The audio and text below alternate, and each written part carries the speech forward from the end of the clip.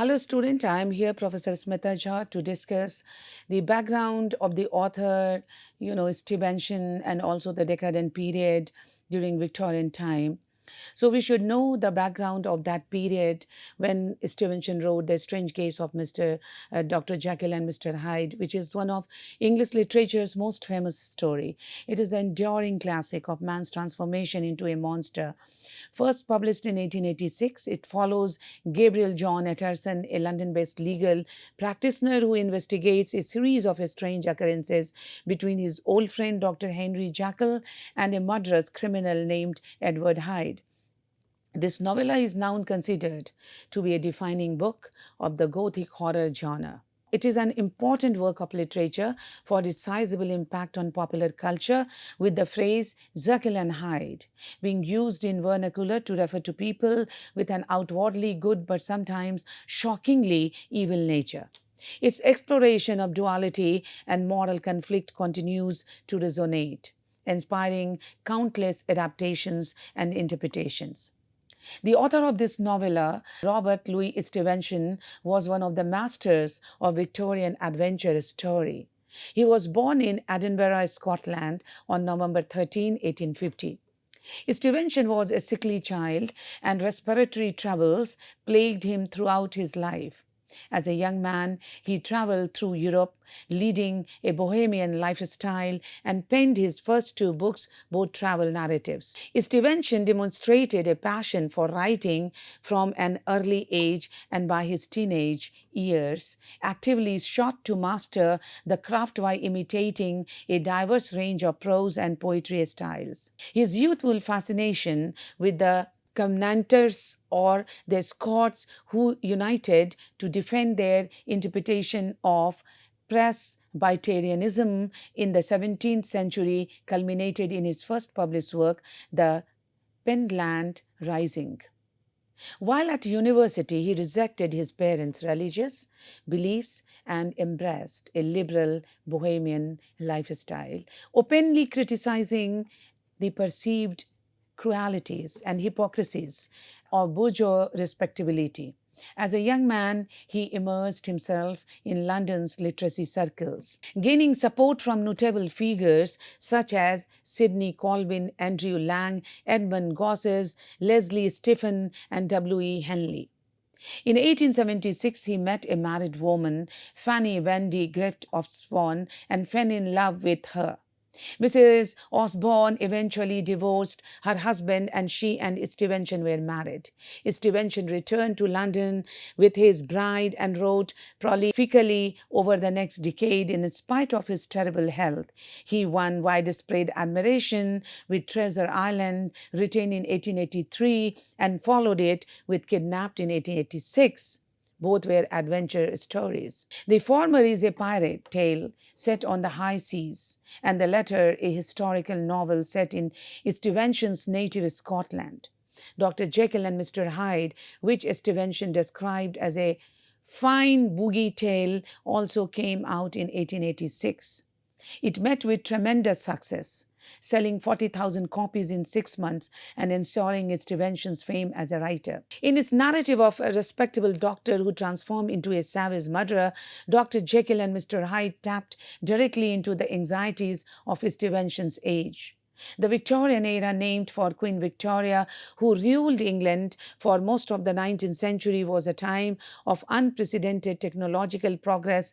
By the end of the century, however, many people were beginning to question the ideals of progress and civilization that had defined the era, and a growing sense of pessimism and decline pervaded artistic circles.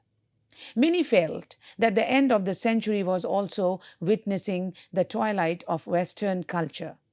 It was the age of decadence. The modern roots of decadence were in 1830s American Gothic and late Romanticism. Edgar Allan Poe elevated disease, perversity, and decay to new heights of artistic expression. Alfred Tennyson's poem in 1832, including The Lady of Shalott, The Lotus Eater, and The Palace of Art, were poems of languor rather than of politics and evoked a philosophy of Lincoln. This philosophy would later be elaborated in Oscar Wilde's Intentions and the American Ralph Cramp's The Decadent, The Gospel of Inaction. Poe's success in the United States was trivial until he was discovered by Charles Baudelaire. His perversity and Tennyson's celebrity, as in the words of the letters, Ulysses M. become a name, were the two touchstones of decadence. They displayed the naturalistic uniqueness of the individual psyche and the recognition of brand or personal commodification that would be central to modern consciousness. Baudelaire took up the first in La Foule du Mal, censored by the French state in 1857, and the latter in the figure of the dandy in the painter of modern life. Baudelaire began translating Poe in 1848 and thereby turned from romantic nature to urban perspectives and personalities. His successor, Stephen Mallarmé, known as the founder of French symbolism, took up objects as well and infused them with non-material properties as a counter to a too materialistic age. In his further notes on Edgar Poe, Baudelaire reappropriated the intentionally negative phrase of his critics, a literature of decadence, in a revolutionary, affirmative way to describe a literary progress, while ironically parodying the great theme of the age from infancy through childhood and adolescence towards a mature decadence. With the notion of a single body containing both the erudite Dr. Jekyll and the depraved Mr. Hyde, Stevenson's novel imagines an inextricable link between civilization and savagery, good and evil. Jekyll's attraction to the freedom from restraint that Hyde enjoys mirrors Victorian England's secret attraction to allegedly savage non-Western cultures, even as Europe claimed superiority over them. This attraction also informed such books as Joseph Conrad's Heart of Darkness. For as the Western world came in contact with other peoples and ways of life, it found aspects of these cultures within itself and both desired and feared to indulge them. These aspects included open sensuality, physicality, and other so-called irrational tendencies. Even as Victorian England sought to assert its civilization over and against these instinctual sides of life, it found them secretly fascinating. Indeed, society's repression of its darker side only increased the fascination. As a product of this society, Dr. Jekyll and Mr. Hyde manifest this fascination, yet as a work of art, it also questions this interest. Stevenson's novella explores the psychopathology of the split personality in Dr. Jekyll, whose development of a potion to separate good from evil transforms him into the murderous Mr. Hyde. It was written at feverish speed after Stevenson woke from a dream. It has been said that he produced a draft that he showed to his wife, who prompted him to burn it. He then brought it back to life, rewriting it twice in 6 weeks. Jekyll and Hyde reflects a great deal of the concern of late Victorian England, a period of time which has come to be called fin de siècle, which means end of the century. It was a time of great changes in science, criminology, medicine, society, and art. Established ideas of religion, sexuality, and man's place in society came to be questioned, causing a great deal of uncertainty at that time. Still, the Victorian era was famed for its outstanding morals and social customs and was often seen as being a period of peace and perfection for England. England's poster city, London, was said to be the pinnacle of excellence and a place of prosperity where people behaved within the boundaries of the highest moral standard. In London, foreigners could see how wonderful it was to be a Victorian Englishman and experience it in all its grandeur. Unfortunately, this perfection was a facade in a strange case of Dr. Jekyll and Mr. Hyde, Stevenson uses Mr. Hyde to show that Victorian people and society are imperfect and have dualities that Victorian values denies. During the 19th century, England experienced a period of transition with growth and change advancing on an expansive scale. Industrialization paved the way for leisure and engagement in activities not previously possible for people of all social status, resulting in urban growth that blurred class boundaries. The professional class felt threatened by the idea of the impoverished closing in on their territory. Royce Mahawat, in his chapter Horror in the 19th Century Dreadful Sensations, has expressed that the period was dehumanizing era, but it was also one of voting reform. It saw the abolition of slavery in the colonies and the expansion of the middle classes on home soil. This did not sit right with the privileged class. With the development of mass production at the hands of capitalist systems, time also became a means of money. The division of labor challenged traditional values as women moved into the world of education and employment. Control then would no longer lay in the hands of solely white men. Victorian thinkers concerned themselves with the question of social change in England, and this included not only the question of change but also of stability and order. Traditional values slowly evolved into modernity, but anxiety about the anticipated new norm fashioned Gothic literature. Walter Hicton, in his chapter The State of the Human Mind, explains that although those occupying Victorian England felt enthused about a new period of firm convictions and established beliefs, still they had to live in the meantime between two worlds, one dead or dying, one struggling but powerless to be born in an age of doubt. Paved the way for confusion. Philosophical thinking challenged religious doctrine, causing a crisis of reason over faith. The religiously devout then questioned the standards of morality. Intense imperialist mindsets resulted in an outpouring of xenophobia. English identity was threatened, furthering the believed necessity to pursue distinctions of other in society. Literature such as Robert Louis Stevenson's The Strange Case of Dr. Jekyll and Mr. Hyde embodies these anxieties in that the male characters linger in a tortured purgatory. Dr. Jekyll symbolizes the consequences of rejecting the emergence of the new man, while Jekyll's contemporaries, such as Lennon and Utterson, display anxieties about societal development. Jekyll takes his discomfort a step further by producing Mr. Hyde. In doing so, he attempts to work his way around moral codes. Stevenson spoke to societal unrest in his novel because when he wrote it, he set the novel in the present. The Strange Case of Dr. Jekyll and Mr. Hyde dispenses entirely with the distancing devices of the traditional Gothic. Set over there in the southern Spain or back then in the near or distant past. Stevenson translates anxieties of the present and throws his characters in the middle, treating them almost as case study.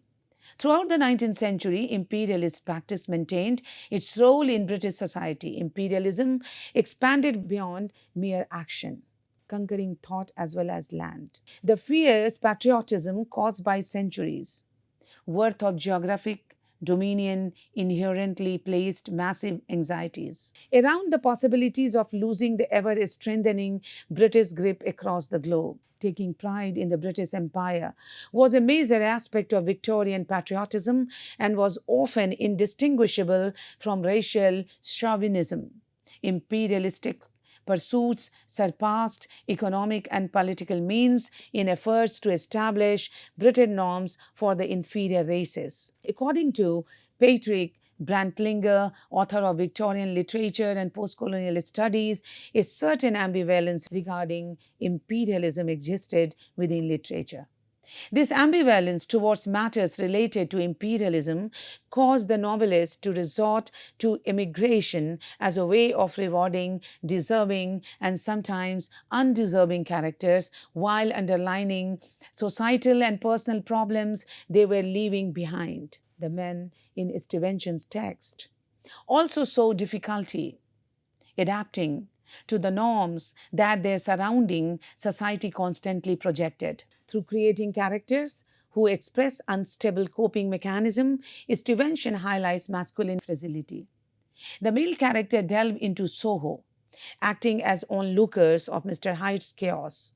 Masculine repression reaches so far deep, the group of men rest on a metaphorical powder keg waiting on explode, represented through Mr. Hyde. His presence challenges morals and emulates tropes of the Gothic monster. Henry Jekyll's motivations for creating a personified allies prove the duality of virtue and chaos. He remains unaware of the repercussions of unleashing his repressed psyche. In Stevenson's story, the professional men are reduced to the position of witness. Hyde, the criminal and representative of a lower class or degenerate class, directly threatens stable professionalism. Carol Margaret Davidson, in her chapter A Battle of Wills, Solving the Strange Case of Dr. Jekyll and Mr. Hyde, describes the novel as a transgressive combination of upper and lower class element. She elaborates on the fact of Hyde's connection to Jekyll's finances, which would enable him to elevate his class status through inheritance. Unlike the other men in society, Mr. Hyde fully acts out his innermost desire without hesitation. His detestable crimes and access to Henry Jekyll's fortune threaten the circle of men introduced in the story and ultimately affects their day-to-day living. The most intimate details of their lives remain unspoken. Disclosing their most intimate secret runs the risk of tarnishing their reputation. Hyde's ties to Henry Jekyll's jeopardize the reputation of Jekyll's friends. The narrator elaborates tales came out from the man's cruelty, at once so callous and violent, of his vile life, of his strange associates, of the hatred that seemed to have surrounded his career, but of his whereabouts, not a whisper. Their lives, aside from their livelihoods, are also risked in their event of their crossing paths with Mr. Hyde. Mr. Hyde, however, has nothing to lose aside from the threat of getting caught. Stevenson speaks to the societal masculine fragility of losing imperialistic grips in his text by crossing established gendered boundaries. He does this by granting Henry Jekyll reproductive abilities. Through this representation of chaos, Stevenson displays the dangers of late Victorian societal prejudices. The ever-changing status of British society, emphasized throughout the story, reveals anxieties instigated through imperialism and heteronormative masculinity. Henry Jekyll's failed attempts at creating an all-male utopia launch the surrounding characters into danger at the will of the primal Mr. Hyde. Through molding a character that lives a lifestyle based on desire without a moral register, Stevenson exposes the degenerative effects of suppressing lifestyle that clash with the established norm. The effects of the Victorian social code are also acknowledged in R.L. Stevenson's The Strange Case of Dr. Jekyll and Mr. Hyde. The Victorian social codes determined the proper behaviors that people must display in public. Conformity was a common feature of these codes, such as dress and manners. Dr. Jekyll embodies society's views of the ideal middle-class man in his mode of dress, occupation, and outwardly conduct. Mr. Hyde counteracts Dr. Jekyll and exemplifies society's fear of rebellion against social norms. This mystical duo are an extreme example, but they are not the only one affected by dark desire. Mr. Utterson is the story narrator who struggles with acts that are also taboo to society. Dr. Jekyll's Mr. Hyde and Mr. Utterson are representative characters who reveal the danger of a restrictive social code. Dr. Jekyll is the kind of man that Victorian society expects all men to idealize, but lurking within Jekyll is a dark secret, Mr. Hyde. Men of this era were pressured to be perfect individuals. Perfection not being possible, men were forced to act the part of an ideal gentleman and conform to this impossible image. Thus, division of their public and private lives could lead to two different identities. Men conformed to the societal ideals in public, while giving in to rebellious acts in private. This conformity to the social codes led to men like Jekyll feeling like impostors. Fear of human devolution is also evident in the strange case of Dr. Jekyll and Mr. Hyde, drawing on the work of Charles Darwin. Stevenson in his novella explores these fears of devolution and the threat of becoming savage like Hyde. Society's demands caused Jekyll to split himself in two, whereby Hyde was his savage other.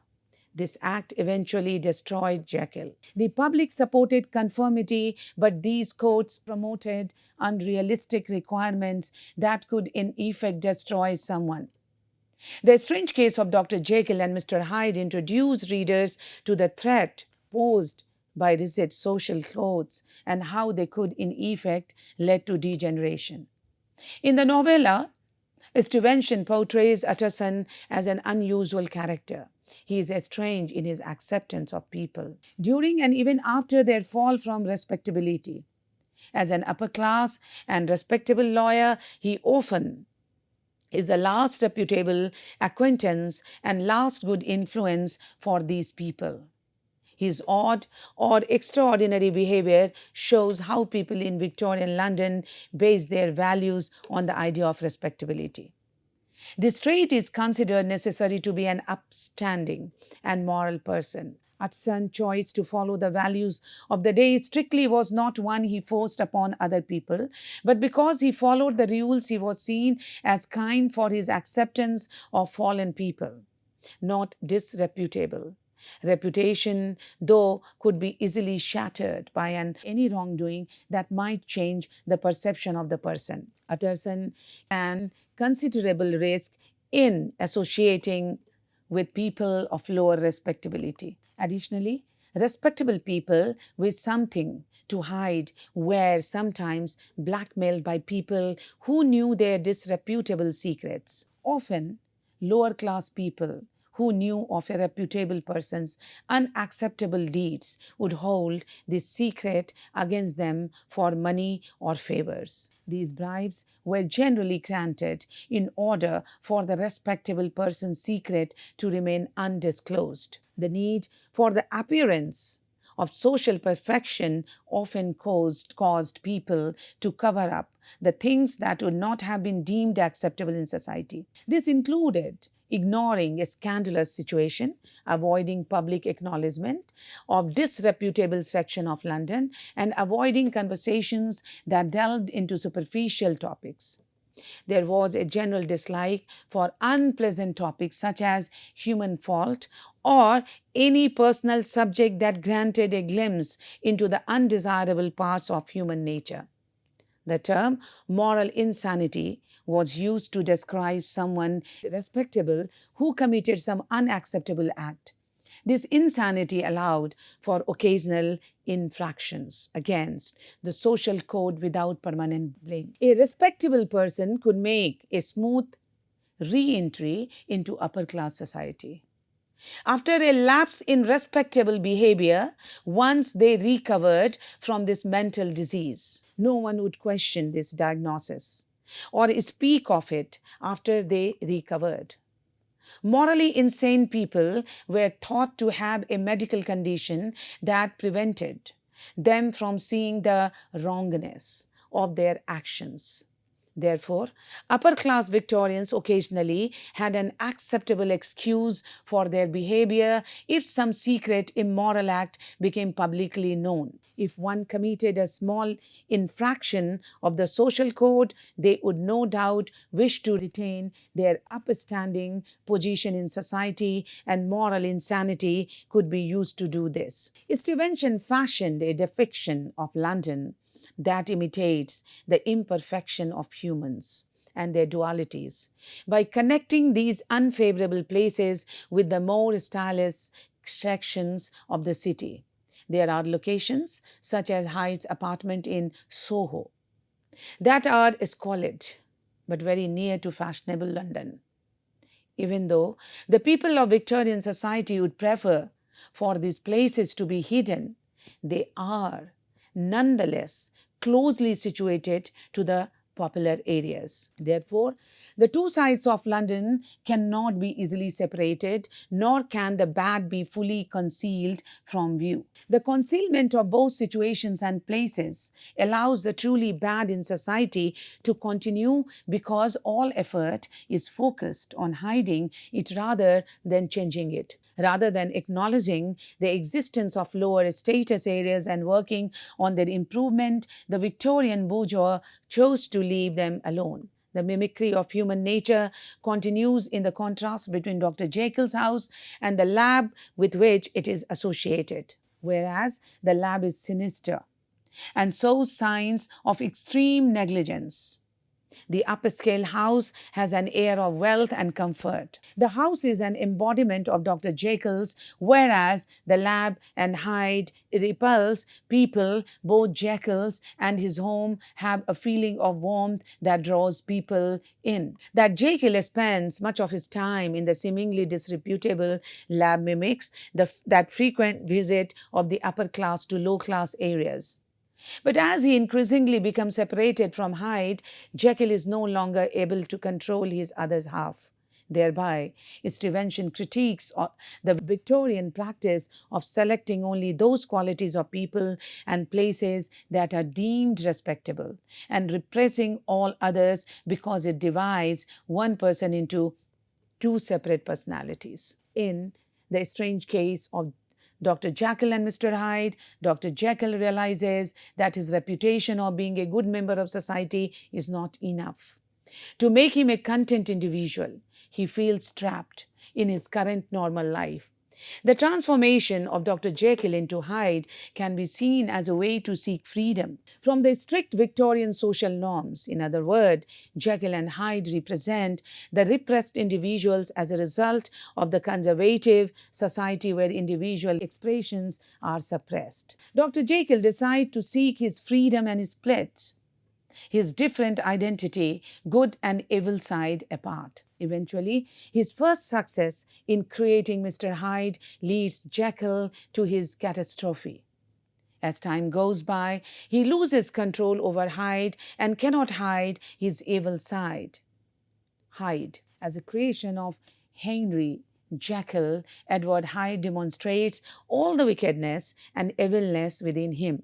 He murders innocent people and uses Jekyll's good virtues as his protection to society. As Hyde's evil acts becomes greater, day by day it slowly kills Jekyll's good identity. However, Hyde still needs Jekyll for shelter. Therefore, when Hyde can no longer hide himself within Jekyll's good reputation, he decides to end his life and commit suicide. The separation of Jekyll and Hyde represents a social criticism of the Victorian image of gentleman that denies the duality of human nature. The late 20th century saw a renewed appreciation for Stevenson as a versatile artist, recognized not only for his literary prowess, but also a theorist, essayist, social commentator, and observer of colonial history in the Pacific Island. Rosa Lancelyn Green, a member of the Oxford Linklings, commended him for his consistently high literary skill or sheer imaginative power, positioning him alongside H. Rider Haggard as a trailblazer of storytelling. Today, Stevenson is regarded as an equal of authors such as Joseph Conrad and Henry James, with numerous scholarly studies and organizations dedicated to his legacy. Despite the fluctuations in academic reception, Stevenson remains widely popular, and according to the Index Translatorum, he is one of the most translated author globally, even surpassing figures like Oscar Wilde and Edgar Allan Poe. With this, I wrap up the discussion of today. Let us meet in another discussion based on Victorian era. Till then, thank you.